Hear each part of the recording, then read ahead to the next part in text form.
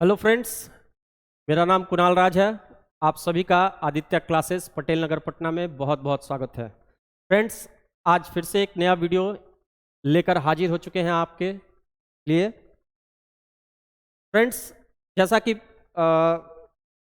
हम अभी class 11th accounts का chapter 1 meaning and objective of accounting पढ़ रहे हैं। उसके अंतर्गत आज हम पढ़ेंगे branches of accounting. Last class में हमने कवर किया था बुक कीपिंग एंड अकाउंटिंग के बीच क्या डिफरेंस है, वो कवर किया था। हमने समझा था बुक कीपिंग और अकाउंटिंग क्या है। आज आइए आज इस टॉपिक को कवर करते हैं, ब्रांचेज ऑफ अकाउंटिंग। अकाउंट्स कितने तरह, कौन कौन से अकाउंट्स होते हैं, अकाउंट्स के टाइप्स क्या होते हैं, अकाउंट्स की कौन कौन सी शाखाएं हैं, आइए उसको देखते हैं। तो सबसे पहले है financial accounting. Branches of accounting एक होता है फाइनेंशियल अकाउंटिंग। फाइनेंशियल अकाउंटिंग के अंदर हम क्या करते हैं, बिजनेस ट्रांजैक्शंस को रिकॉर्ड करते हैं सिस्टमैटिकली, है ना।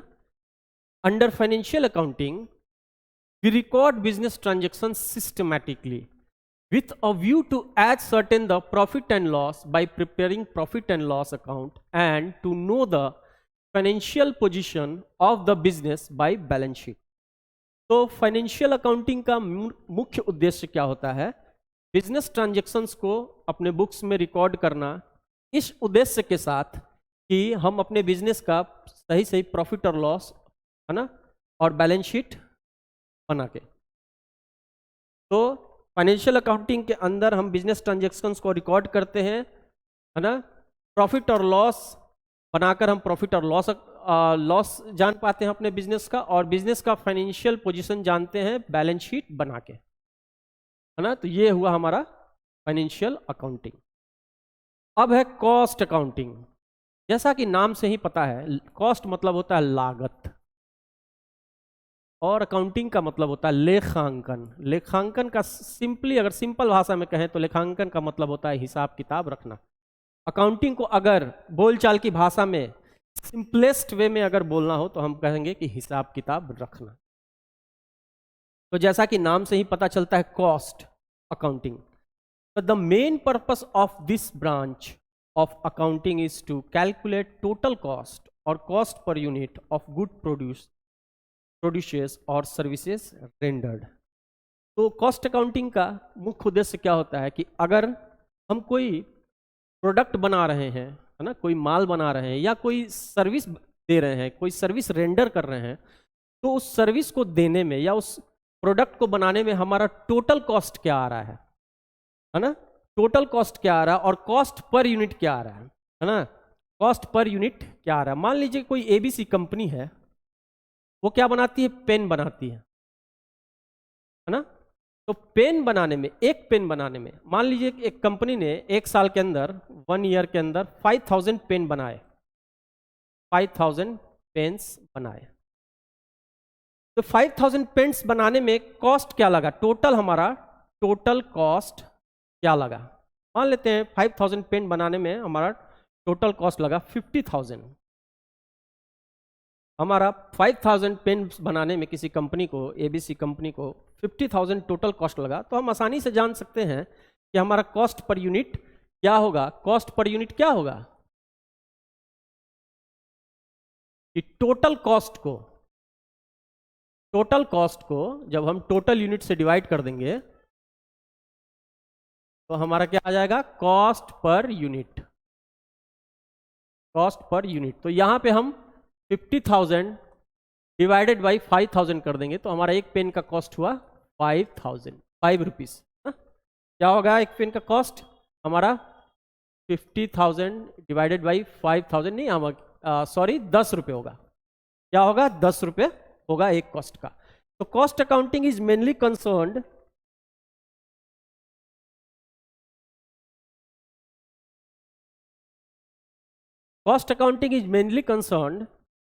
with ascertain the total cost of production and total cost of the goods produced or services rendered or cost per unit of good produces।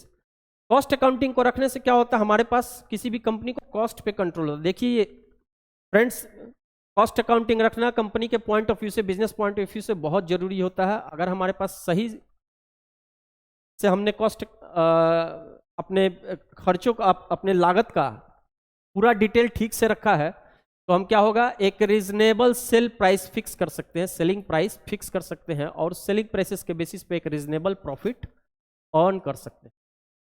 और हमें क्या होगा, कॉस्ट अकाउंटिंग के माध्यम से अपने कॉस्ट को कंट्रोल करने में भी हमें बहुत सुविधा होगी। तो आशा करते हैं यहाँ दोनों आप अकाउंटिंग के दोनों ब्रांचेस को समझ गए होंगे। आइए चलते हैं नेक्स्ट टॉपिक पे।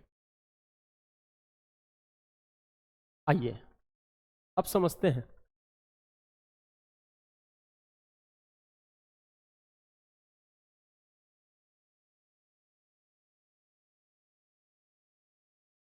हमारा अगला ब्रांच ऑफ अकाउंटिंग है मैनेजमेंट अकाउंटिंग।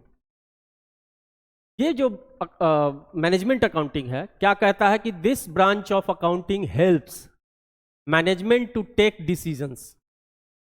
मैनेजमेंट अकाउंटिंग के बेसिस पर मैनेजमेंट डिसीजंस लेने में मैनेजमेंट को हेल्प मिलता है, उन्हें सुविधा होती है प्लानिंग करने में and controlling the operations of a business on the basis of accounting data. तो cost accounting is management accounting is mainly concern with the decision making, planning and controlling the operation of business on the basis of accounting data. जब accounting data होगा तो company को क्या होगा, decision लेने में for the sake of company, है ना, for the interest of the company, business को, कंपनी को सुविधा होगी, है ना, कंपनी के पास कंट्रोल होगा। तो मैनेजमेंट अकाउंटिंग जो है वो मेनली कंसर्न्ड है डिसीजन मेकिंग से, प्लानिंग से और ऑपरेशन को कंट्रोल करने से। हमारा अगला अकाउंटिंग का ब्रांच है टैक्स अकाउंटिंग। तो टैक्स अकाउंटिंग को यूज किया जाता है किसके लिए, टैक्स पर्पस के लिए। टैक्स पर्पस के लिए यूज किया जाता है कॉस्ट अकाउंटिंग को। Income tax and sale tax are calculated on the basis of this accounting. Income tax और सेल्स टैक्स जो है वो कैलकुलेट किया जाता है टैक्स अकाउंटिंग के बेसिस पर। अगर हमारे पास टैक्स अकाउंटिंग हम प्रॉपर कर रहे हैं तो हमें कितना इनकम टैक्स पे करना है, हमें कितना सेल टैक्स पे करना है ना, उसकी पूरी जानकारी हमारे पास अवेलेबल होगी। तो tax accounting tax calculation purpose से बहुत ही आवश्यक है। तो ये हुआ हमारा टैक्स अकाउंटिंग। ये भी जो है one of the branch of accounting है and it's very important from the point of view of the company or business. And the last branch which we will discuss here is social responsibility accounting. Social responsibility accounting. social का मतलब सामाजिक, सामाजिक। responsibility का मतलब क्या हुआ, उत्तरदायित्व, मतलब है ना, समाज के प्रति आपका क्या उत्तरदायित्व है, समाज के प्रति आपका क्या उत्तरदायित्व है, वो हम सोशल रिस्पॉन्सिबिलिटी अकाउंटिंग के माध्यम से जानते हैं। कहता है कि responsibility of the business towards society by providing employment to underprivileged, providing financial and manpower support for public programs, environmental contribution, product safety, product durability, customer satisfaction। कहने का मतलब कि आप बिजनेस कर रहे हैं, आप सोसाइटी में बिजनेस करते हैं, सोसाइटी में रहने के वजह से ही सोसाइटी का इंफ्रास्ट्रक्चर यूज करते हैं, है ना, सोसाइटी से ही हम प्रॉफिट कमा रहे हैं, सोसाइटी को ही सेल कर रहे हैं, वहां से हम प्रॉफिट कमा रहे हैं। तो हमारा भी कुछ उत्तरदायित्व बनता है सोसाइटी के लिए, इसीलिए सोशल रिस्पॉन्सिबिलिटी अकाउंटिंग को रखा जाता है, मेंटेन किया जाता है। इसके अंदर बिजनेस की ये रिस्पॉन्सिबिलिटी होती है समाज के प्रति कि अंडर प्रिविलेज्ड लोगों को एम्प्लॉयमेंट प्रोवाइड कराया जाए, है ना, पब्लिक प्रोग्राम्स गवर्नमेंट की तरफ से या कोई पब्लिक प्रोग्राम होती है वहां पे वित्तीय, है ना, या मैन पावर के रूप में कोई सुविधा प्रदान की जाए, है ना, उन्हें हेल्प किया जाए। इन्वायरमेंटल कंट्रीब्यूशन, हम पॉल्यूशन कम से कम फैलाएं, बिजनेस करना है, पर्यावरण का ध्यान रखें, कम से कम पॉल्यूशन फैलाएं, ये हमारा समाज के प्रति उत्तरदायित्व है। प्रोडक्ट सेफ्टी, हम ऐसा प्रोडक्ट बेच रहे हैं, है ना, जो सेफ है, लोगों के लिए सेफ है, and it is not hazardous, हानिकारक नहीं है। ये हमारा सोशल रिस्पॉन्सिबिलिटी हुआ, समाज के प्रति कंट्रीब्यूशन हुआ।